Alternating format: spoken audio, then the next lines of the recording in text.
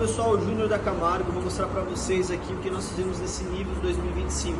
Esse veículo chegou com um barulho na parte da suspensão e eu vou mostrar para vocês aqui como é que estava a parte dos amortecedores desse carro.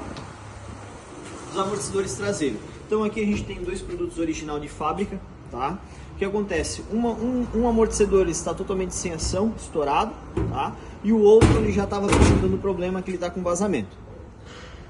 Problema resolvido, veículo com as peças novas, montado, pronto para ser entregue para o cliente testado. Então se você precisa fazer aquela manutenção na suspensão do seu carro, tá com aquele barulho que você não sabe o que é, traz aqui para Camargo que a gente vai fazer o diagnóstico certo para você. Camargo é seu lugar de confiança.